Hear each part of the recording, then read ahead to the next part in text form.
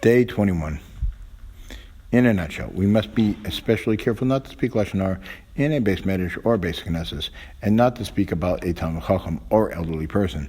Matters of respect. A verse in Sefer Yisroel refers to a Beis HaKnesses or Beis Medrash as a Migdash Ma'at, a miniature Beis HaMikdash. It isn't any wonder then that to interrupt one's prayers in shul to engage in pointless conversation is a particularly grave sin. Is it any wonder that to engage in Lashon Hara during prayer is even worse? In fact, to speak Lashon Hara in a shul or Beis Medrash at any time is a very severe sin. The Torah states, "Umikdashai tiro," you should fear my sanctuary. This mitzvah to show special respect for the Beis HaMikdash applies to a Mikdash Ma'at, a shul or Beis Medrash. In Mishnah Berurah, Chofetz Chaim writes that engaging in mundane conversation in shul may transform it into a place of idol worship. God forbid. To speak Lashon Hara in shul is a particularly terrible sin, for in doing so, one shows lack of regard for the Shekhinah. Also, there is no comparison between someone who sins in private and someone who sins in the palace of the king, in the king's presence. This evil is compounded when the sinner causes others to join in his sin.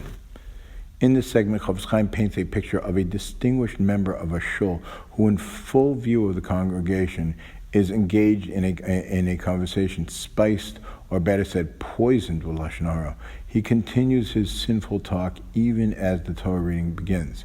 Chofetz Chaim enumerates the man's sins. He's spoken Lashon Hara. He's been guilty of Chil Hashem by engaging in conversation in view of everyone as the Torah reading is in progress. Even if he misses one word or one verse, he has sinned grievously. The Halach states that it is forbidden to leave a shul while the Torah is being read. To do so is a disgrace to the Torah. To engage in conversation in shul during the Torah reading is an even greater disgrace.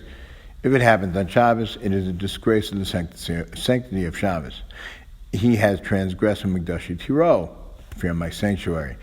If the victim of one's Lashon Hara is a person over the age of 70 or a Talmid Chacham of any age, then he has transgressed Mipnei Seva Takum V'Datar B'nei Zaken. In this verse, the word Zaken is an acronym Zet Shekana Chachma, the one who has acquired wisdom, and refers to any Talmid Chacham, whether young or old. Quite a frightening collection of sins. Let us make sure that we will not be that man. Again, in a nutshell, we must be especially careful not to speak Lashon Hara in a Beis Medrash or Beis Knesses, and not to speak about a Talmid Chacham or elderly person. Have a very good day. Day 21. In a nutshell, we must be especially careful not to speak Lashon Hara in a Beis Medrash or Beis Knesses, and not to speak about a Talmid Chacham or elderly person.